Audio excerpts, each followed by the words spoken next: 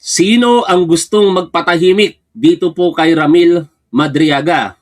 Para po sa kaalaman ng lahat o hindi pa nakakakilala sa kanya, si Ramil Madriaga po ang nagpapakilalang di umano'y bagman o aide nito pong si Vice President Sara Duterte. Napakaseryoso po ng mga alegasyon nitong si Ramil Madriaga dito po kay Sara Duterte.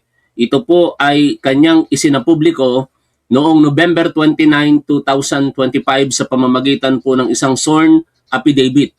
Since nakakulong po itong si Ramil Madriaga diyan po sa annex ng Manila City Jail na matatagpuan po sa Camp Bagong Diwa, Taguig City, ay sa pamamagitan po ng kanyang abogado na si Attorney Raymond Palad. Ito po ay isinapubliko yung kanyang affidavit. At sa mga alegasyon doon ni Ramil Madriaga, sinasabing inutusan daw po siya nitong si Vice President Sara Duterte para dalhin ang mga milyones na pera sa iba't ibang lugar at iba't ibang tao. Ngunit ang nakakagulat ngayon, ito pong si Ramil Madriaga na potensyal nang maging testigo sa impeachment case laban kay Vice President Sara Duterte ay pinagtangkaan po ang kanyang buhay kahapon. Diyan po sa nung isang araw kung hindi ako nagkakamali, Pero titingnan po natin dito sa balita in particular para di ako magkamali sa petsa.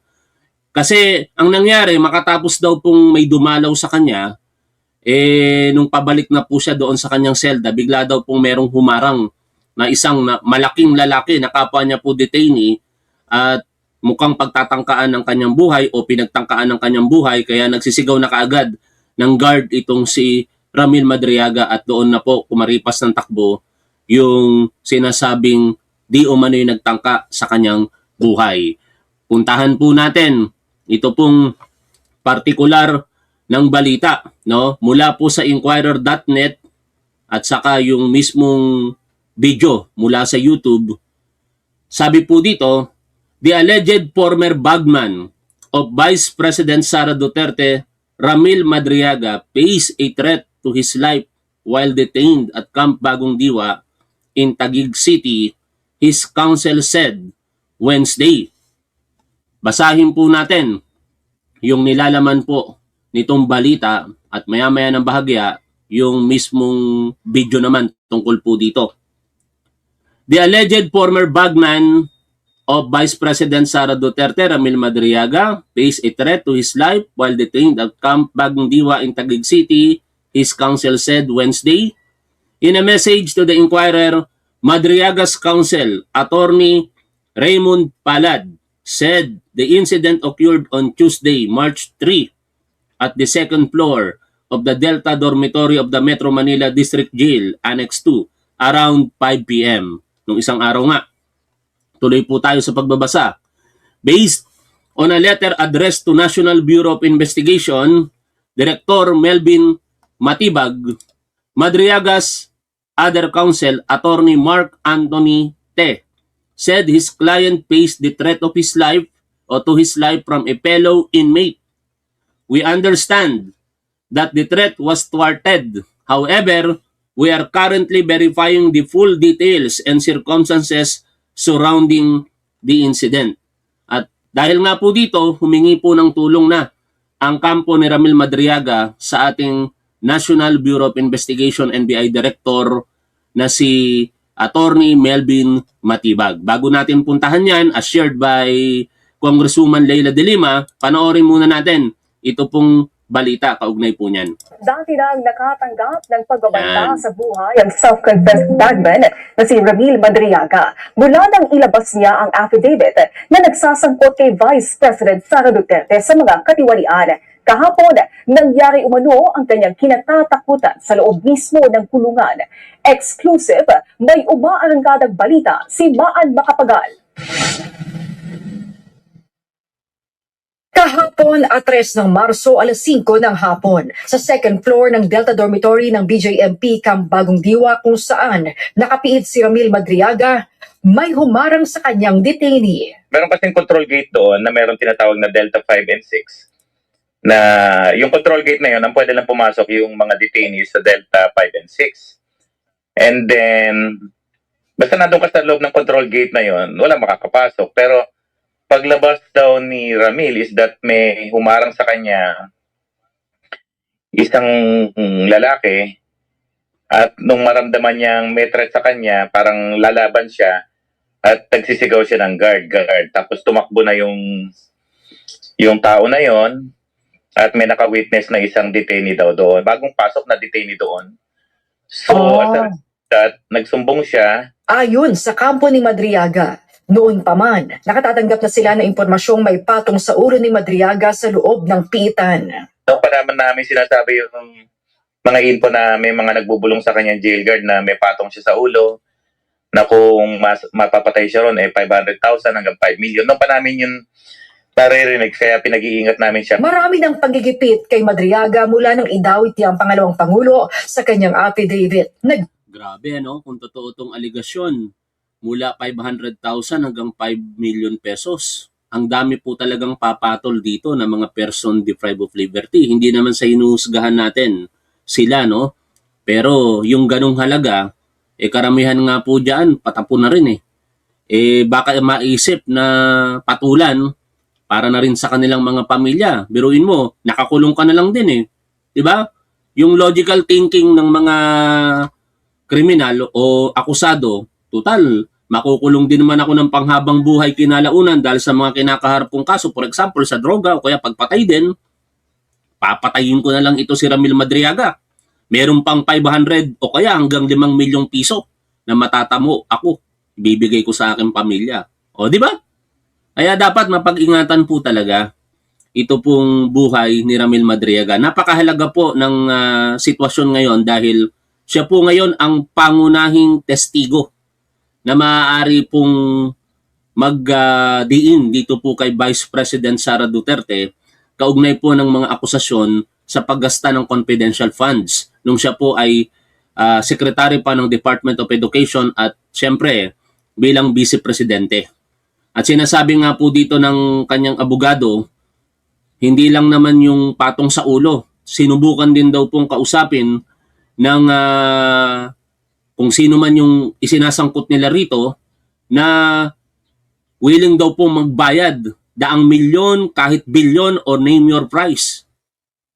Yung gustong magpatahimik sa kanya, ang punto, kahit hindi na daw niya i-recant yung kanyang testimonya, basta wag na lamang daw po siyang magpakita bilang testigo sa paparating na impeachment, if ever, trial nitong si Vice President Sara Duterte. O sige, tuloy po natin ang pakikinig dito po sa balita. Gamit ngayon sa mga reklamo na impeachment na nakahain sa Kamara. Una, ang pagsampa sa Davao ng reklamong cyber libel laban kay Madriaga at kanyang abogado. At ngayon, nakatatanggap na ng offer na pera si Madriaga at kanyang pamilya. Huwag lang siya umanong tumistigo sa impeachment proceedings. Ang alok umano, tumataginting na 500 milyon hanggang 1 bilyong piso. Oh, name your price. Kinausap siya mismo sa phone call. Nangyari itong February na sinasabi na kung tatanggapin niya yung pera, hindi niya kinakailangan mag-recant, basta wag lang siyang magtestigo. Ang desisyon ng pamilya niya, especially ng mga anak niya, ituloy yung laban na ginagawa niya. Walang perang pwedeng ipalit, so magte-testify daw siya kung ipapatawag siya. Kanina umaga sinampahan ng reklamong perjury si Madriaga. Pinasinungalingan ng pangalawang pangulo ang mga paratang ni Madriaga tulad ng mga isyu ng katiwalian. Sabi ng kampo ng pangalawang pangulo, scripted ang affidavit ni Madriaga. Siyempre, kailangan patunayan din ni BP Sara na talagang false yung narration ni Ramil, and we have proof na talagang magkokonekta. We have photos, we have proofs na magpapatunay ng connection doon sa circle ni BP Sara. So may mga testigo rin kami na magpapatunay na hindi siya stranger doon sa gawain na yon, noong mga panahon na yon. Sumulat na rin si Palad sa NBI para imbestigahan ang insidente at para maproteksyonan si Madriaga sa loob ng BJMP. Yan, babasahin natin maya-maya yung sulat na yan as shared by Congresswoman Leila De Lima. At syempre, katulad po nung napakinggan natin sa balita, idinideny po ng kampo nitong si Vice President Sara Duterte yung koneksyon di umano niya dyan kay Ramil Madriaga. In fact, ito nga mismo yung sinabi nitong si Sara Duterte. Sa balita po ng Bilyonaryo News Channel kahapon, Nakalagay po dito ang mga katagang, "He was never my aide, friend, employee, or a member of my staff." Vice President Sara Duterte has denied any link to Ramil Madriaga, saying reports describing him as her ex-aide or bagman are inaccurate and misleading. The Vice President has filed a perjury complaint against Madriaga before the Taguig City Prosecutor's Office, accusing him of making false claims in a sworn affidavit.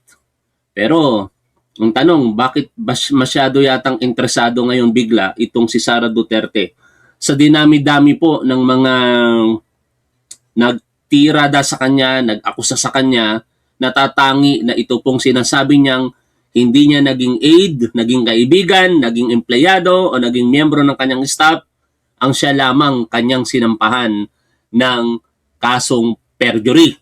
Kaya ano ang maaaring maging epekto ng kasong ito sa impeachment process na kanyang kinakaharap ngayon sa House of Representatives? Mamaya, meron pong interview si Congressman Ridon at atin po iyong re-reaksyonan kasi doon ipinapaliwanag niya na hindi ito makakaapekto sa current proceedings ng impeachment process laban po kay Vice President Sara Duterte. Pero siyempre, para sa bersyon ni Sara Duterte, ito po yung dahilan kung bakit niya sinampahan ng kasong perjury itong si Ramil Madriaga. Basahin po natin ang pahayag ng Office of the Vice President Sara Duterte na nakapost po sa kanyang Facebook page na Inday Sara Duterte. Babasahin ko na lamang po. "Mga kababayan, hanga ako sa tapang ng mga naging security personnel ni dating Congressman." I'm sorry, hindi po ito. No, latest yung nailagay kong pahayag. Ito po. Puntahan natin. Ang daming mga pahayag bigla no? No? Ito. Sabi niya, "Mga kababayan, dito kasi pinalalabas nitong si Sara Duterte na nagkaroon sila ng kapabayaan kung bakit ngayon si Rodrigo Duterte nakakulong na sa International Criminal Court dahil hindi raw nila kinasuhan noon sina Edgar Matubato at saka si Arturo Las Cañas. Kaya ayaw niya na raw maulit yon at ngayon kakasuhan niya na yung similar na estratehiya daw ng mga naninira sa kanila. Gamitin ang mga tao na yon at ngayon si Ramil Madriaga laban sa kanya. Nakita na natin kung paano umasa ang kaso sa International Criminal Court laban kay dating Pangulong Rodrigo Duterte sa mga binili o gawa-gawang salaysay ng mga testigo ni Antonio Trillanes tulad ni na Arturo Las Cañas at Edgar Matubato. Kung noon pa lamang ay kinwestiyon at kinasuhan ang mga kasinungalingang ito, hindi sana nagamit sa ICC ang mga ito laban sa dating Pangulo. Nakikita rin natin na tila inuulit na naman sa House of Representatives ang parehong taktika sa pamamagitan ng kanilang tinatawag na testigo na si Ramil Madriaga. Si Madriaga isang akusado sa kasong kidnapping na nagpanggap na campaign supporter at mula roon ay biglang lumitaw bilang testigo kuno sa impeachment laban sa akin. Dahil dito, ngayong araw ay naghain ako ng kasong perjury laban kay Ramil Madriaga upang tuluyang mapanagot siya sa kanyang mga kasinungalingan. Hindi maaaring hayaang gamitin ang mga imbentong kwento upang linlangin ang publiko. Ang aking abogado na si Attorney Paulo Panelo ang sasagot sa mga tanong ng media tungkol sa kasong ito. Sabay pasa sa kanyang abogado no? Pero syempre, tayo po ay may sariling opinion hinggil dito at naipahayag ko na po yan kahapon, ngunit uulitin ko lamang po kasi sa aking paniniwala, mabigat ang katauhan ni Ramil Madriaga katulad ni na Arturo Las Cañas at Edgar Matubato dahil sila po ay merong personal na kaalaman ayon sa kanilang mga kwento. In short, sila po yung mga tinatawag and ito nga po yung terminong ginamit mismo ng ICC prosecution na sila ay insider witness, no? O insider's testimony, yung kanilang mga ebidensyang binibitawan. Kaya sa parting iyon, hindi rin iba itong si Ramil Madriaga dahil sinasabi ngayon ni Ramil Madriaga na siya mismo ang inutusan ni Sara Duterte. Kaya similar na similar, di ba? insider witness din kumbaga itong si Ramil Madriaga. At yan nga po yung obserbasyon din nito pong si Congresswoman Leila de Lima. Dito po sa kanyang naging reaksyon sa pagpapile ng perjury laban kay Ramil Madriaga nitong si Vice President Sara Duterte at sa letter po na ipinadala ng kampo ni Ramil Madriaga para po sa NBI Director na si Attorney Melvin A. Matibag, nagbigay po ng reaksyon ito pong si Leila de Lima. Pero basahin muna natin yung particular letter ng Palad Lodron Palad Ente Law Firm. Ito po yung kanilang letter para kay NBI Director Matibag. Subject, urgent, verification of reported threat to the life of Ramil Madriaga. Attorney Melvin A. Matibag, Director, National Bureau of Investigation. Dear Director Matibag, good day. We respectfully bring to your attention a report received yesterday concerning a threat to the life of our client Ramil Madriaga allegedly made by a fellow inmate.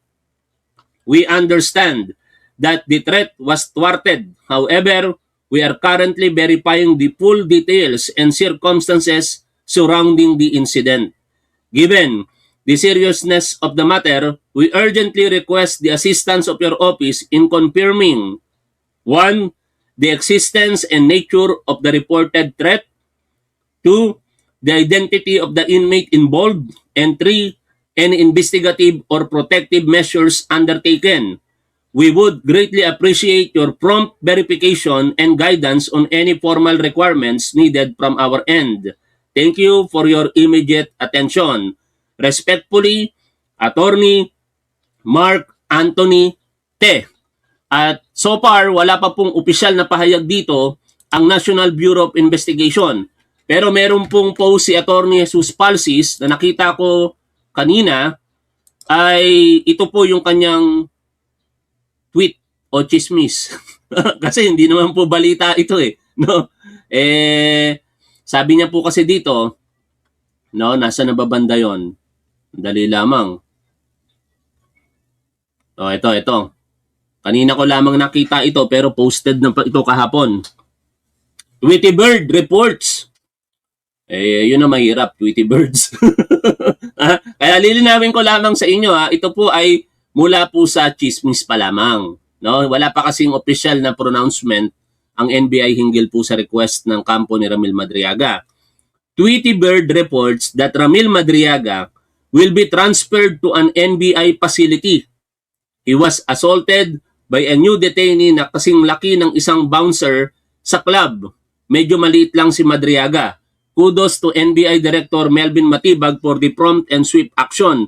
Pero maging critical tayo and use our common sense dito sa chismis na post ni Attorney Jesus Palsis. Kasi Tweety Bird Critical thinking, use our common sense mga tol. Si Attorney, o rather, si Ramil Madriaga, merong banta sa kanyang buhay. No? Ito, realidad lang tayo part po ng proseso itong sinasabi ko sa inyo. Sa kabila po ng banta sa kanyang buhay, siya po ay nakakulong diyan sa Manila City Jail na well-guarded ng Bureau of Jail Management and Penology personnel. Ang magiging problema dito, at mukhang hindi po ganun kadali as tweeted ditong Tweety Bird ni Jesus Palsis, dahil ang bawat person deprived of liberty po ay meron pong commitment order. No? Ang commitment order po, ang siyang nagiging kapangyarihan ng BJMP o ng sino mang detention facility para po mag-acquire ng jurisdiction for personal safety or for the safety and security at the same time detention nung persons deprived of liberty.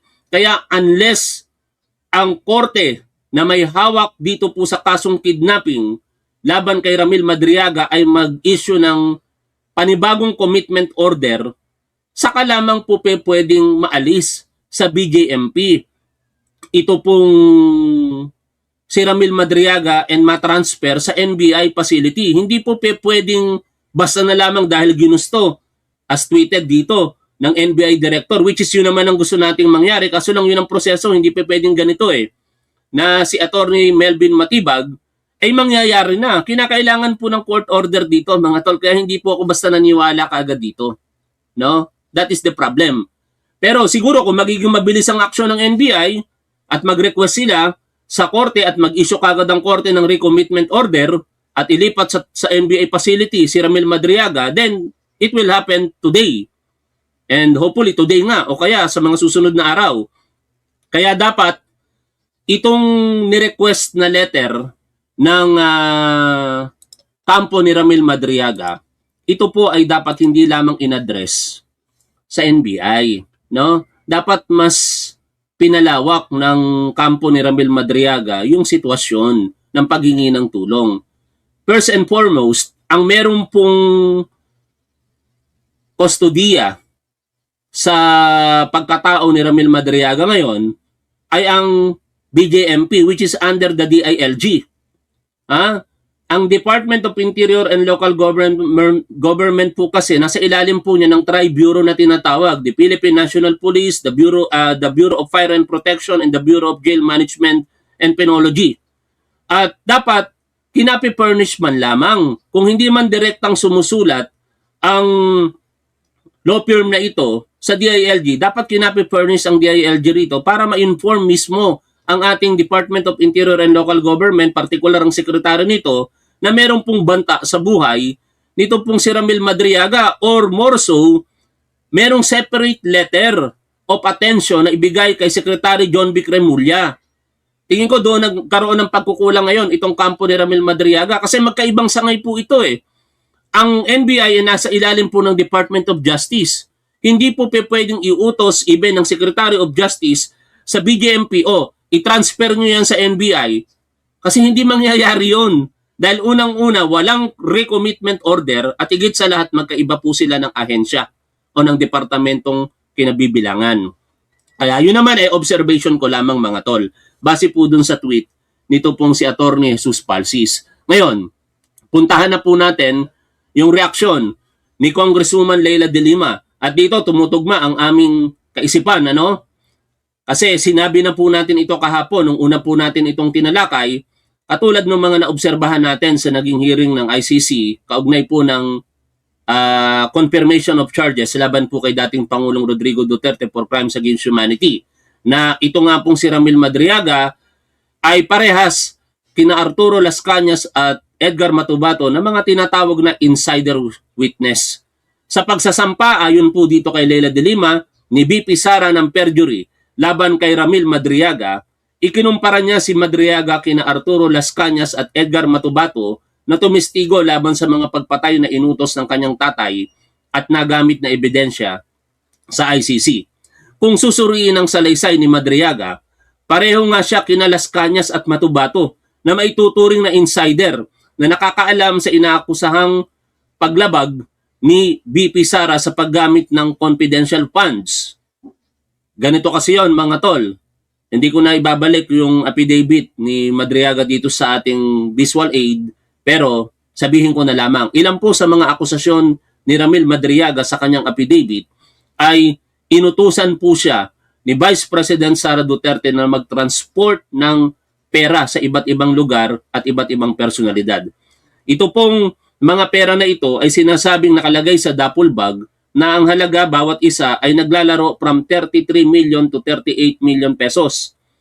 Kung mali yung figure na nabanggit ko, i-correct nyo na lamang po doon sa tamang figure ng affidavit ni Ramil Madriaga. Pero nandiyan po sa range na yan from 30 to 40 million pesos per duffel bag.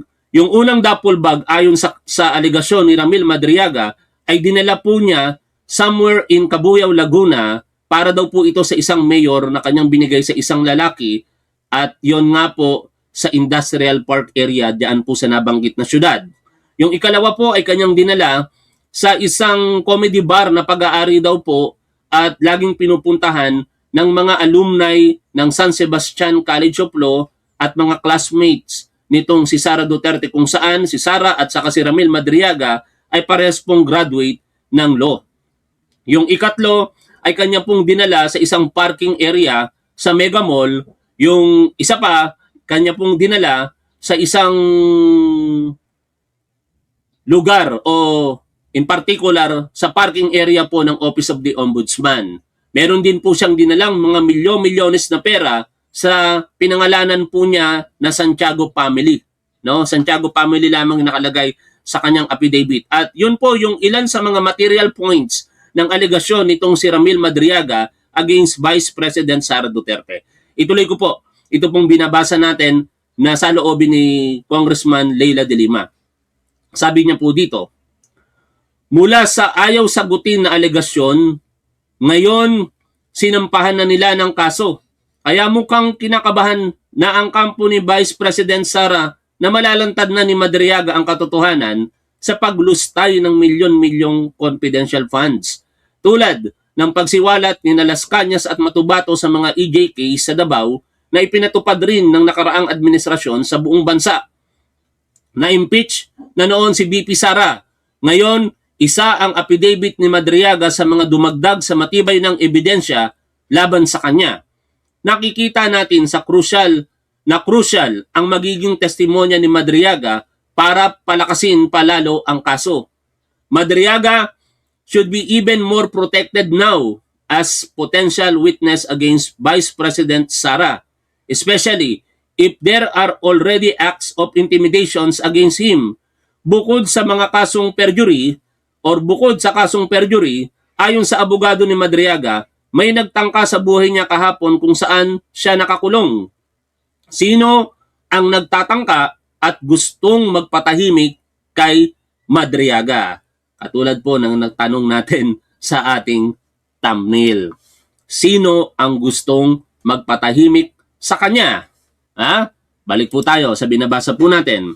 At dahil umusad na ang mga impeachment complaints sa pagdeklara sa mga ito ngayong araw sufficient in substance o na sufficient in substance, ang bilang po niyan ay 54 against 1. Ibig sabihin, 54 ang bumoto para po magpatuloy ang prosesong impeachment.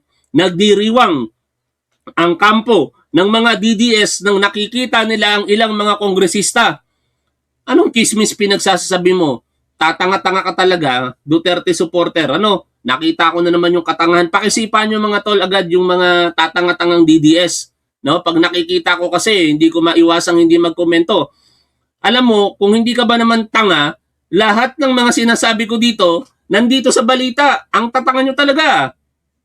Opinion ba yung sinabi ko? Hindi. Balita. At kapag ako'y nagsasalita ng opinion, lagi kong sinasabi na hindi po ito katotohanan. This is my opinion.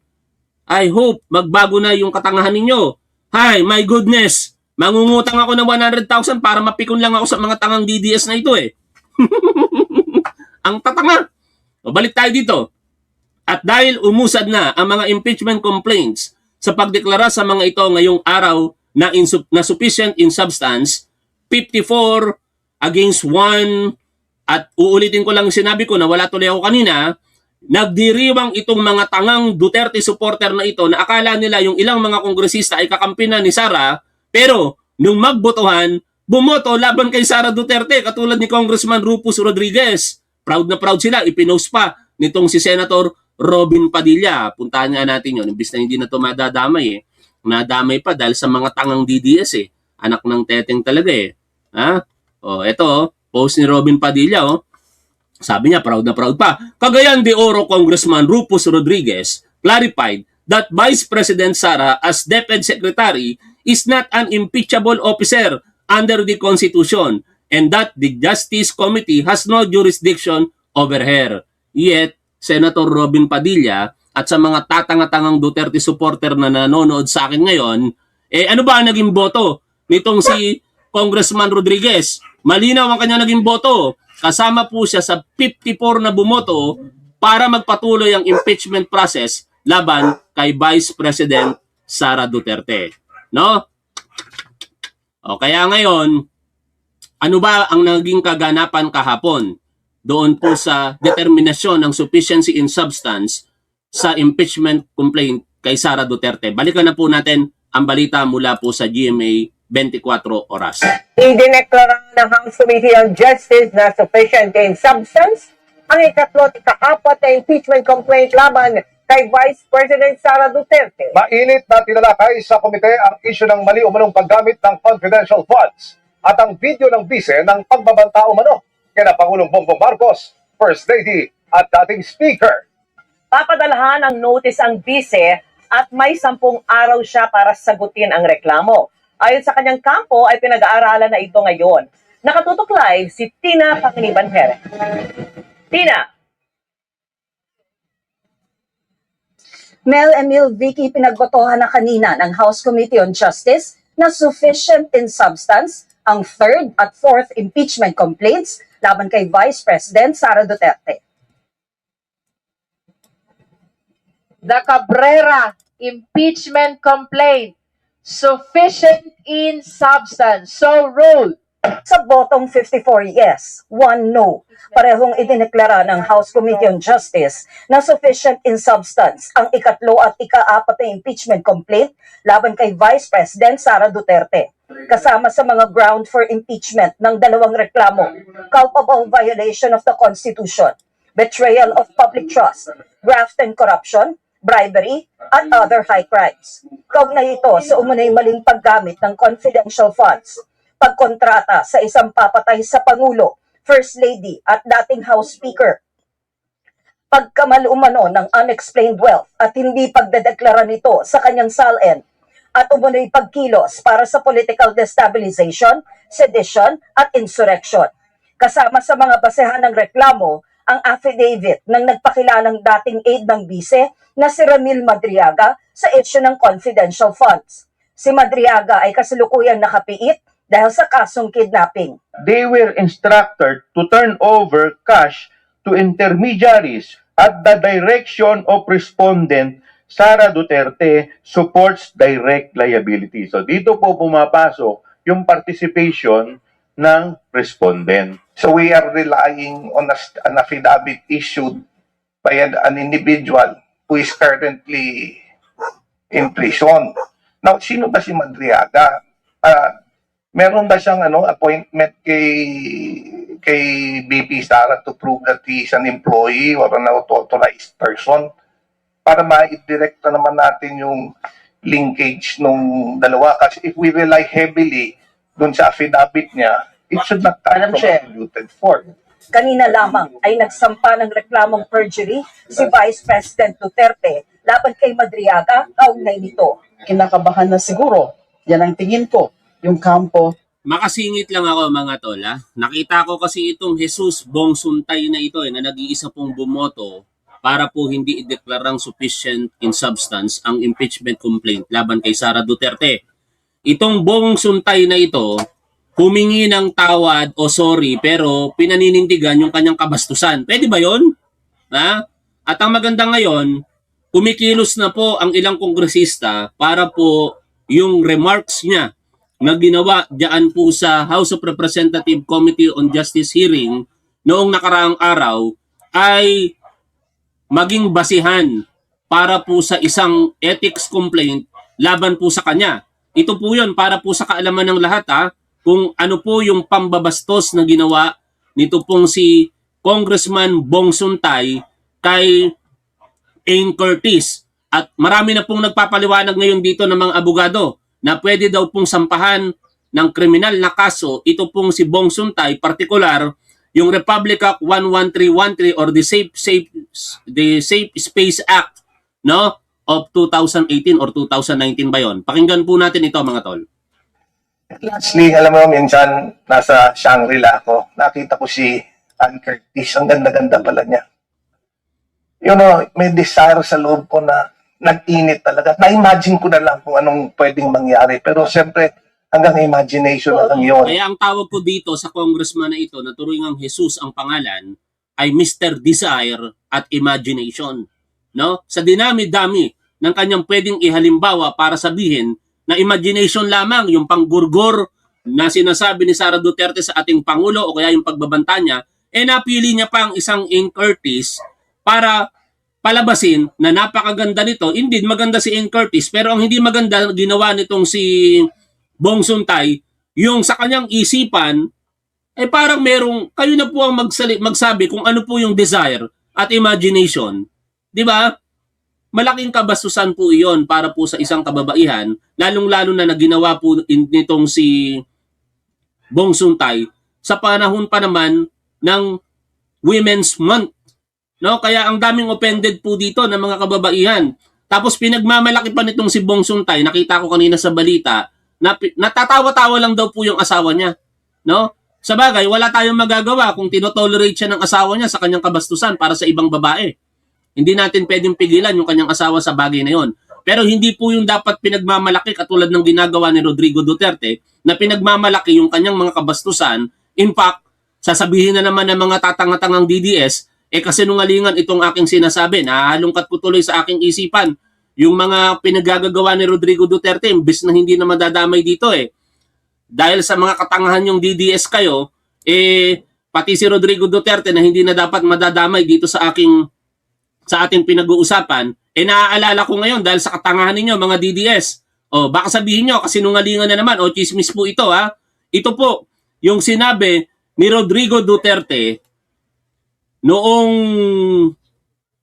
nung siya po ay pangulo pa sa isang talumpati na kanyang ginawa. Inamin niya, di ko makita bigla, inamin niya na siya po'y pumasok sa silid ng kanilang kasambahay noong mga panahong kabataan niya at doon po minolestya niya. Panoorin, pakinggan niyo po ito. Communion, pwede mass yan. Tapos, communion. Kumpisan ka. What are your sins, my son? I-first year ka. Alam mo, nasa unang kasalanan na first year.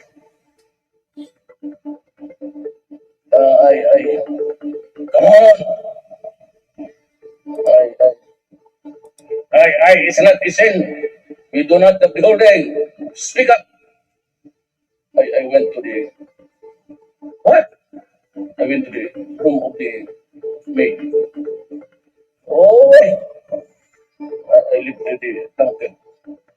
And I tried to touch what was inside the panty. And I was touching. She woke up. So I left the room. Where did you go? To the bathroom. Why? No. One pa the usual. What is the usual? Okay. So, went up. And I tried to insert my finger. Then, I was here. And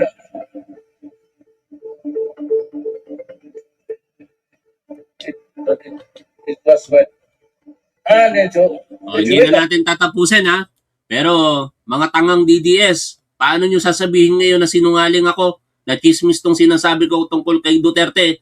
Yan nga mismo, proud na proud pang nagkukwento si Rodrigo Duterte kung paano niya minolestya yung kanilang kasambahay nung kabataan niya.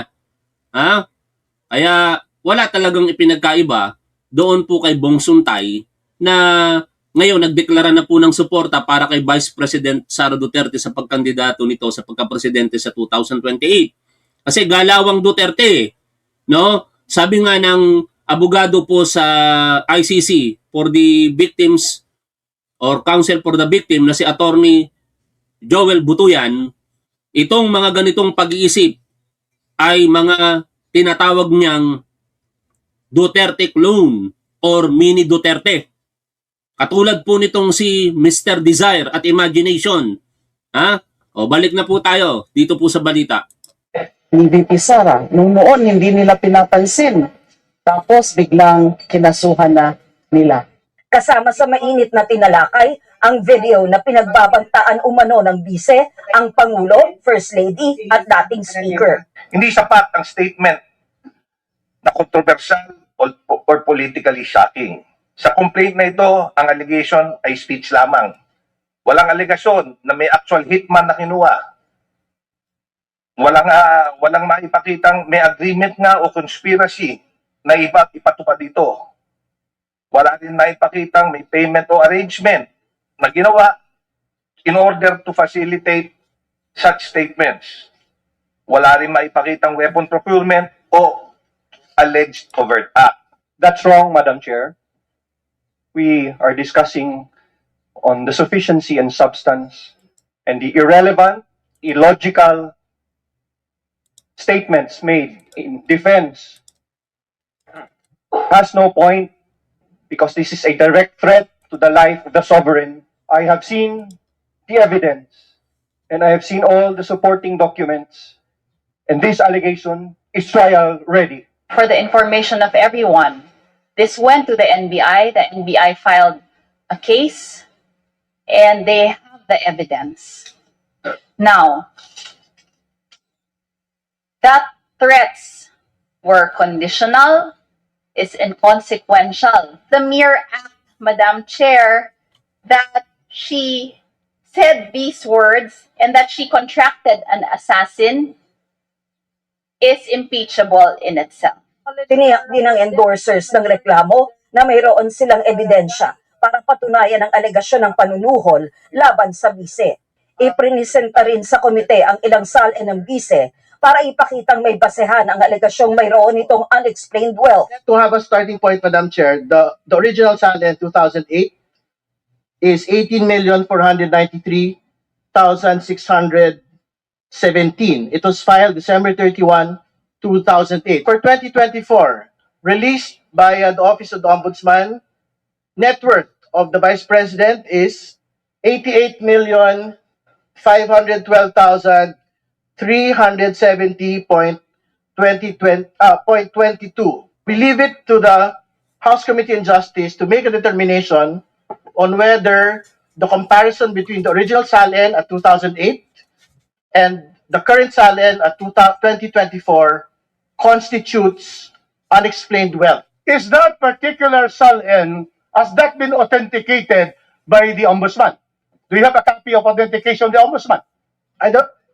Honorable Ridon, I don't think that is required. It is public record. public documents follow the self-authentication rule. They do not need Naalala ko na naman tuloy Grabe pagdiriwang ng mga DDS. Tuwang-tuwa sila kay Congressman Rufus Rodriguez kasi talagang pine-frame ni Congressman Rufus Rodriguez na walang basihan sa ilan sa mga alegasyon laban kay Sara Duterte. In particular, yung kine-question niyang jurisdiction ng impeachment doon po sa mga alegasyon ng confidential funds misappropriation as DepEd Secretary nga itong si Sara Duterte. Para kasi kay Rufus Rodriguez, hindi pwedeng iugnay yung impeachment dahil po hindi po impeachable officer ang isang secretary ng gabinete, particular ang education.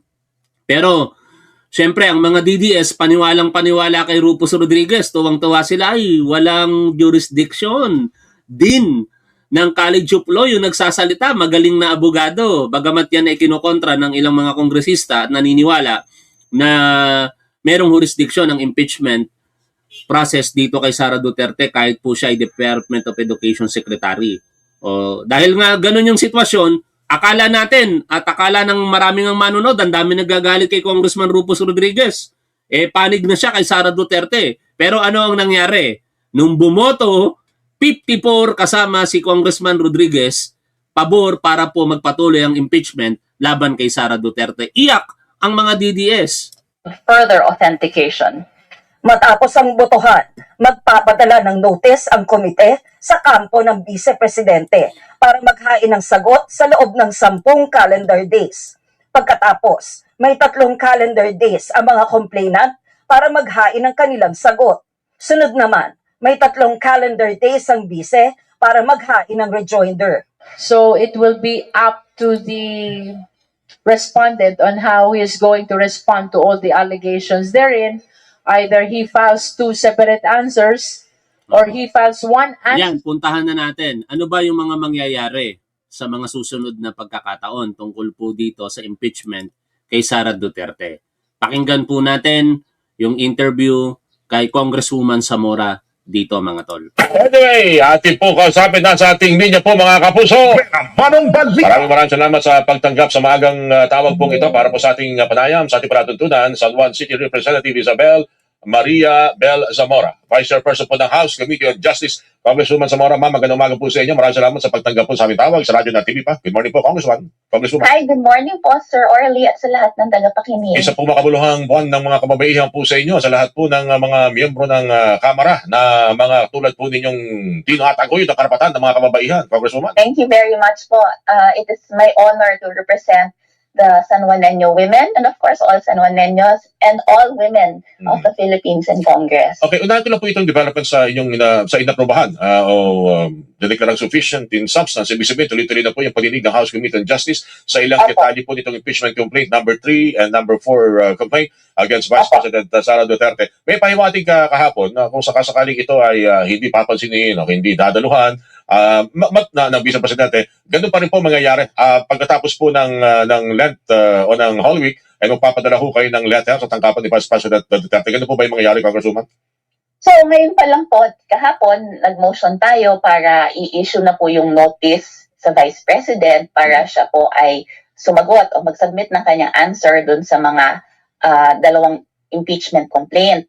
So ang mangyayari po niyan, bibigyan po siyang panahon which is 10 days from receipt sa pagtanggap niya ng notice nga, doon siya magpa-file ng kanyang answer. Tapos, pagtanggap ng complainants ng kopya ng kanyang answer, pwede sila mag-file ng reply o yung sagot naman nila doon sa answer ng Vice President.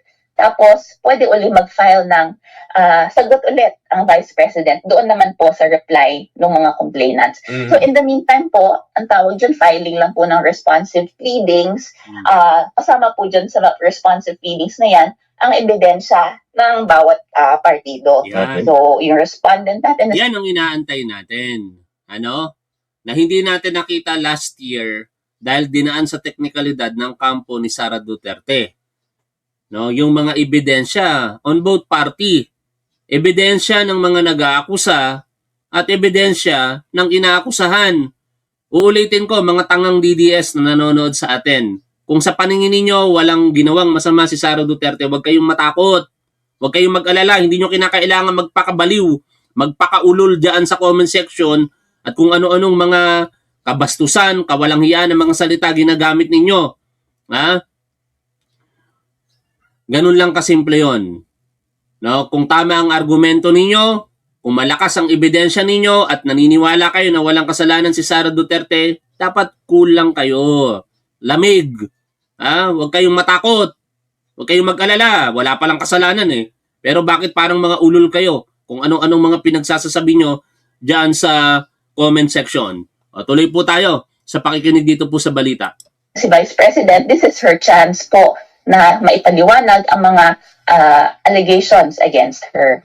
Parang nakikinikita ho ng karamihan po sa atin na mukhang talagang i-maximize ninyo yung panahon na pinagkaloob para talakayin po ang isang impeachment complaint bago ito isalang sa plenaryo. Mukhang ganun yata ang mangyayari. Ito ba, alisunod na rin po sa naging desisyon ng Korte Suprema sa unang impeachment complaint? Yes, of course. Kailangan namin sumunod sa ating saligang batas at sa House rules po. Meron po tayong takdang panahon or 60 session days within which to complete everything. So mula yung pag-file o initiate nga nitong impeachment complaint hanggang sa dulo nito, sa pag-resolve nito sa Kongreso, kailangan naman matapos yan within 60 session days. Congresswoman, meron bang mga kasagutan, tugon ang Committee on Justice sa mga magtatangka pa rin na makakuha ng 2/3 votes and diretso itong i-transmit sa Senado tulad na nangyari noong nakaraan? May mga ganun po bang mga plano naririnig kayo? Ay, wala naman po. Honestly, ngayon open sila na siguro mas open ngayon na sa committee. Anyway, narinig na natin yung mga prosesong pagdadaanan ha. Sasagot si Sara Duterte at sasagot yung mga nag-aakusa, magkakaroon pa ng mga proseso o ganon. Estimated time dito siguro mga month of May ito. Mga matatapos kung sakasakali baka May ito aakyat sa Senado para po sa isang impeachment trial kung makakakuha po ito ng sapat na boto mula po sa mga kongresista, at least 105 or 106 or yung 1/3 ng 20th Congress ng mga kongresista. Once na bumoto po ang mga iyan at pabor para kay Sara Duterte na ma-impeach, pupunta na po yan sa Senado. Ngayon, balik po tayo sa isinampang kaso kay Ramil Madriaga. No? Ano ba ang magiging epekto nito sa impeachment process na kinakaharap ni Sara Duterte? Mapapatahimik ba ng perjury case ito pong sitwasyon laban kay Ramil Madriaga o laban kay Sara Duterte, kung saan maaaring tumistigo itong si Ramil Madriaga? Ganito kasi ang kasimple, mga tol, no? Sa ordinaryong paniniwala natin, bago natin puntahan ito pong pagpapaliwanag ni Congressman Ridon, basic kasi, no? Kaya naiisip tuloy ng karamihan dito, ay perjury ang ikinaso kasi pagsisinungaling yan eh. Ibig sabihin, ini-strike nito yung kredibilidad ni Ramil Madriaga. Ay, may kaso na yan sa korte, sinungaling. Kahit hindi pa yung tapos, palalabasin ng kampo ni Sara Duterte na sinungaling si Ramil Madriaga at hindi dapat ito paniwalaan. Pero sapat ba yon para mapigilan ang kanyang testimonya at i-appreciate ito as evidence? O pakinggan po natin ang pahayag dito ni Congressman Ridon. Kasama na po natin si Representative Terry Ridon mula sa Bicol Saro Party List at member ng House Committee on Justice at chairperson ng House Committee on Public Accounts. Hingan din natin ang reaksyon tungkol nga dito sa i-final na kaso ni VP Sara. Kong Terry, good morning. Good morning, sir. Hi, good morning. Magandang umaga. Magandang umaga. Meron po bang magiging epekto sa ginagawa din pong investigation sa House itong i-final na kaso ni VP Sara against Ramil Madriaga? Alam mo, walang epekto ho yan. Kasi magtutuloy naman ho yung impeachment proceeding habang nagtutuloy po yung kasong kriminal laban kay Mr. Madriaga. No? So pagka kailangan na po natin siya, kailangan na po natin gagamitin, no? Yung po mga testimonya po ni Ginoong Madriaga. Kasi sa totoo lang, kailangan ho talaga niya magbigay din po ng pagpapatotoo doon sa kanya po mga sinabi sa affidavit. Lalo tigit talaga mabigat po yung mga sinabi niya ng mga paratang laban kay Vice President Sara. Ayun nga, ganun kabigat yung mga paratang, pumunta pa raw sa piitan para kausapin siya. So, paano natin masisiguro kung na makukuha natin ang katotohanan? Siyempre naman, hindi naman aamin na ganito ang ginawa ko. Sinasabi ng iba, patagal lang ng mga proseso, kumbaga diversionary lang, dahil nga nakasalang yung kanyang impeachment. Ating hindi ho yung totoo kasi... Update muna tayo. Ayon po sa bagong balita na ipadala na po ng House of Representatives yung formal na kautusan para po pasagutin ito pong kampo ni Vice President Sara Duterte. Dito po sa binahaging post ng DZRH News Television, formal nang naisilbi ng House Justice Committee ang notice kay Vice President Sara Duterte upang sumagot sa dalawang verified complaints matapos desisyonan ng committee na may sufficient in form and substance ang impeachment complaints laban sa kanya. Basahin po natin ang nilalaman ng sulat. Notice to Respondent. March 4, 2026, Honorable Sara C. Duterte, Vice President of the Philippines. Dear Vice President Sara Duterte, na-receive po ito March 5, 2026, 10:44 in the morning, kahapon. Ngayon, on March 4, 2025, the House Committee on Justice determined the following verified impeachment complaints to be sufficient in form and substance. Pursuant to Section 4 and 5, Rule 3 of the Rules of Procedure in Impeachment Proceedings of the House of Representatives. 1. In the matter of the impeachment of Sara Zimmerman Duterte as Vice President of the Republic of the Philippines filed by Reverend Father Joel Sabala et al. And 2. In the matter of the impeachment of the Vice President of the Republic of the Philippines Sara Zimmerman Duterte filed by Attorney Nathaniel G. Cabrera. Accordingly, you are hereby directed to file your verified answer to the above-mentioned complaints within a non-extendable period of 10 calendar days from receipt of this notice. Ibig sabihin, 10 calendar days, hindi po lalagpas dyan mula po ngayong Marso 5, 2026. Kaya inaasahan po natin within 10 days, sasagot po itong kampo ni Sara Duterte. Ang last day po niyan ay March 16. No? Kung hindi tayo nagkakamali sa mathematics. Plus 10 days kasi, March 16. Pag hindi nag-file ng reply itong kampo ni Sara Duterte, not later than March 16, maaaring mag-proceed na ito nang wala pong nang hindi na po iko-considera yung panig, no? Parang wine-wave na nila yung kanilang karapatan, pero hindi mangyayari yon. I believe within 10 days magpapile ng reply ito pong kampo ni Sara Duterte. Kaya nakalagay po dito sa baba, failure on your part to file the verified answer within the period herein provided shall be deemed a waiver of your right to file the same, and you shall be considered to have interposed a general denial to the allegations contained in the impeachment complaints. Copies of the above-mentioned impeachment complaints are enclosed herewith. Tuloy po tayo sa pakikinig dito po kay Congressman Ridon. Ang totoo naman, kahit naman hindi si Mr. Madriaga, yung po gagamitin po nga ebidensya dyan po sa impeachment proceedings, marami pa kong pwedeng magpapatotoo eh. Doon po sa mga kaso na pinag-usapan, napakarami yung grounds ng impeachment case po natin. Siyempre, nabanggit po dyan yung usapin kahapon ng SALN. Nabanggit din po yung usapin ng pong paggamit mismo ng confidential funds, yung pong safe houses, na 500,000 per safe house in 11 days. No? So, kailangan nila ipakita sa atin, asan ba sila umupan ng safe houses? Sa mga Forbes Park ba yan?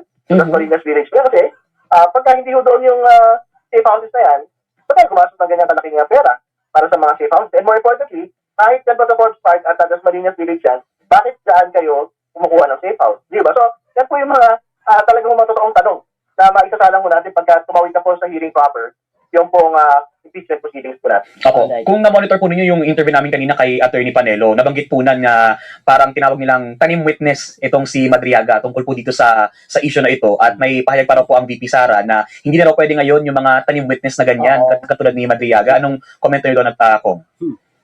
Well, meron po pahayag si Vice President Sara Duterte kahapon, no? Doon po sa merong admission na ang talagang si Mr. Madriaga ay nakakonekta doon sa pinangalanan ng Attorney R. Kilala ng ISIP. No? So, ibig sabihin, doon ho tayo magsisimula. Ano ho yung relasyon ni Mr. Madriaga kay Mr. Kilala? Kasi, si Mr. Kilala, meron din ho siya connection pa doon sa iba pa hong mga tao na I think malapit kay Vice President Sara Duterte. At yan po ay I think nakalagay doon sa affidavit ni Ginoong Madriaga mismo. Particularly, doon po sa tinatawag na payoff. Doon sa pagdadala po ng mga... Tama na tayo dyan. Pero ang isa sa mga interesado ako talaga na malaman yung mga ebidensyang sinasabi ng kampo ni Madriaga. Particular, yung cellular phone na nasa kustodiya po ng Manila Regional Trial Court. Ito po kasing kinakaharap na kaso sa kasalukuyan ni Ramil Madriaga na nasa korte na kidnapping. At bahagi po ng ebidensya sa kidnapping na yon, yung cellular phone ni Ramil Madriaga nasa custody ng korte.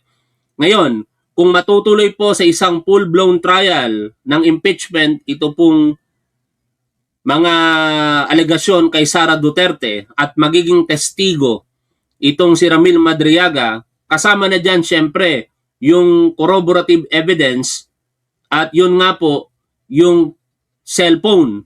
Ngayon, paano maipepresenta ang cellphone? Sa aking paniniwala, I am not saying na ganito yung legal na proseso. Kasi hindi ko alam yung particular na proseso. Pero ito po yung posibilidad na mangyari dyan. Ipepresenta yung ebidensya, yung testimonya ni Ramil Madriaga at hihingi ang prosecution ng kautusan mula sa impeachment court para po masupwena yung cellphone sa korte na meron pong kustodiyan nito.